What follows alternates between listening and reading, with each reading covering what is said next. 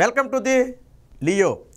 జగన్మోహన్ రెడ్డికి పుట్టినరోజు సందర్భంగా హైకోర్టు అయితే దిమ్మ తిరిగే షాక్ ఇచ్చింది. ఇప్పటి వరకు జగన్మోహన్ రెడ్డి ఏదైతే ఉత్తరాంధ్ర అభివృద్ధి ముసుగులో కార్యాలయాల తరలింపు చేయాలని ప్రయత్నం చేశాడో దాని మీద హైకోర్టు స్టేటస్ కో విధిస్తూ జగన్మోహన్ రెడ్డికి ఆ గట్టి షాకే ఇచ్చిందని చెప్పొచ్చు. దీన్ని త్రిసభ్య ధర్మాసనానికి మేము బదిలీ చేస్తున్నాం. సో అక్కడ ఫైనల్ డెసిషన్ వచ్చే వరకు కూడా ఎటువంటి కార్యాలయాలు కదపడానికి కానీ లేదా అక్కడ చేర్చడానికి కానీ ఎటువంటి అర్హత లేదని చెప్పి హైకోర్టు అయితే చాలా ఘాటు వ్యాఖ్యలు చేసింది.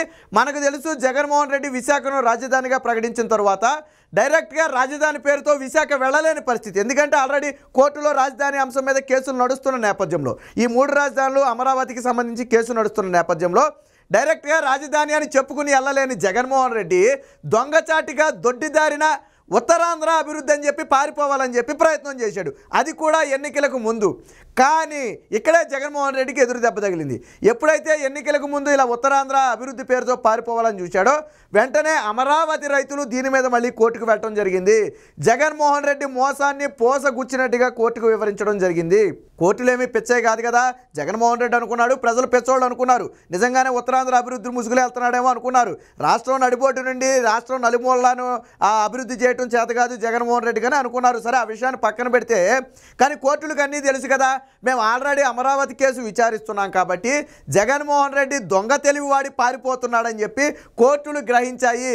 దీంతో ఏదైతే ఆ సింగిల్ బెంచ్ ఉందో తీవ్ర ఆగ్రహం వ్యక్తం చేసింది. అమరావతి రైతుల పక్షాన కోర్టు నిలబడింది. అమరావతి రైతుల వేదనను అర్థం చేసుకుంది. అందుకనే ఇది కొద్ది సెన్సిటివ్ ఇష్యూ, కీలకమైన ఇష్యూ కాబట్టి నేను దీన్ని త్రిసభ్య ధర్మాసనానికి అయితే బదిలీ చేస్తున్నాను.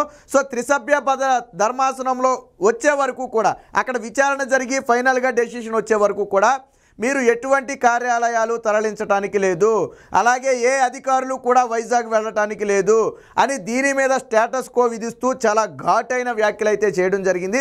సో దీంతో 3 రాజధానుల దొంగ నాటకంతో జగన్మోహన్ రెడ్డి వైజాగ్ వెళ్ళాలని ఆడిన నాటకానికైతే తెరపడింది. మరి జగన్మోహన్ రెడ్డి నివాసంలోకి వెళతాడా లేదా అనేది తెలియాల్సి ఉంది. ప్రస్తుతానికైతే మిలీనియం టవర్తో పాటు కొన్ని ప్రాంతాల్లో ఆ కార్యాలయాలను ఏర్పాటు చేసి ఆ పరిపాలన సాగించాలని జగన్మోహన్ రెడ్డి ఎప్పటికే ప్లాన్ కూడా గీశాడు.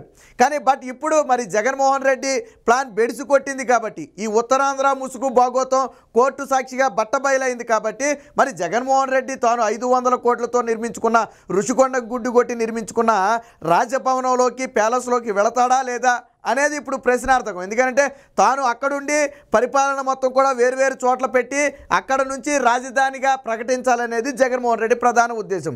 అయితే కోర్టులో కేసు ఉంది కాబట్టి రాజధాని అంశాన్ని ప్రకటించకుండానే కార్యాలయాలు తరలించే ప్రయత్నం చేస్తున్నాడు.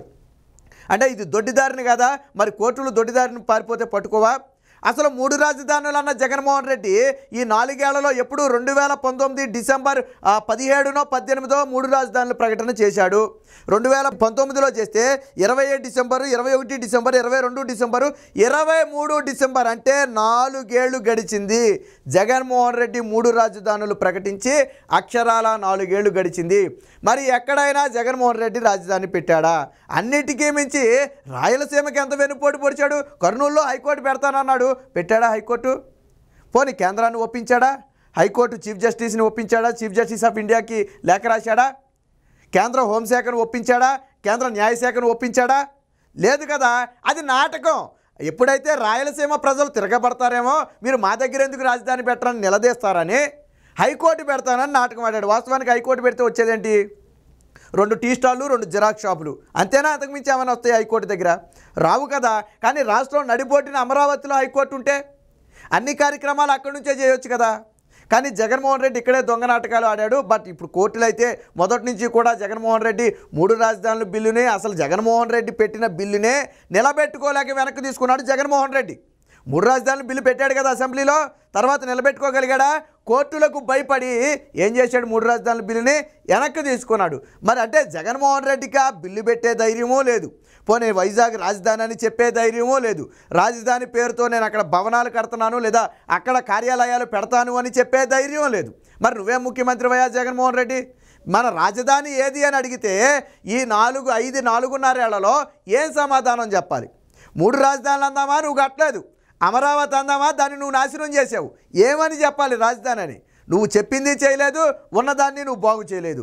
అంటే రాష్ట్రాన్ని రాజధాని లేని ఒక అనాథగా చేసిన దౌర్భాగ్య పరిస్థితి మనకు వచ్చింది. గతంలో కూడా కొంతమంది హైకోర్టు న్యాయమూర్తులు కొన్ని కీలక వ్యాఖ్యలు చేశారు. మా పాప ఇతర రాష్ట్రంలో చదువుకుంటుంది, రాజధాని లేని రాష్ట్రం అని చెప్పి మా పాపను అనేక సందర్భాల్లో ఎగతాళి చేశారట, నాకు అనేక సార్లు ఫోన్ చేసి చెప్పిందని చెప్పి ఒక హైకోర్టు న్యాయమూర్తే మాట్లాడాడు. అంటే అసలు ఊహించుకోండి, రాజధాని లేని రాష్ట్రం ఎక్కడైనా ఉందా? ఒకసారి ఊహించుకోండి మీరు. మరి హైకోర్టులకు తెలియదా జగన్మోహన్ రెడ్డి తీసుకున్న తుగ్లక్ నిర్ణయాలు, దౌర్భాగ్య నిర్ణయాలు రాష్ట్రానికి ఎంత చేటు చేశాయి? ఈరోజు పరిశ్రమలు ఎందుకు రాలేదు? అసలు రాజధాని ఏంటో తెలియని రాష్ట్రంలోకి పరిశ్రమలు ఎలా వస్తాయి? అందుకే కదా ఈరోజు రాష్ట్రానికి పరిశ్రమలు రాలేదు, అందుకే కదా రాష్ట్రానికి పెట్టుబడులు రావటం లేదు. రాజధాని అనే లేనే రాష్ట్రానికి ఎలా వస్తాయి పరిశ్రమలు కానీ పెట్టుబడులు కానివ్వండి? సో ఏది ఏమైనప్పటికీ జగన్మోహన్ రెడ్డి ఋషికొండ మీద 500 కోట్లతో ఒక ప్యాలెస్ కట్టుకుని ఉత్తరాంధ్ర అభివృద్ధి ముసుగుతో అక్కడ కార్యాలయాలు ఏర్పాటు చేసి పరిపాలన చేసి నేను వైజాగ్లో రాజధాని పెట్టాను అని చెప్పుకోవాలి అనుకున్న జగన్మోహన్ రెడ్డికి ఈరోజు హైకోర్టు దిమ్మ తిరిగే షాక్ ఇచ్చింది. అది కూడా అప్పుడు ఇప్పుడు కాదు, స్వయంగా జగన్మోహన్ రెడ్డి పుట్టినరోజు నాడే దిమ్మ తిరిగే షాక్ ఇచ్చింది. సాధారణంగా జగన్మోహన్ రెడ్డి తన పుట్టినరోజు గిఫ్ట్గా వైజాగ్ షిఫ్ట్ అవ్వాలనుకున్నాడు.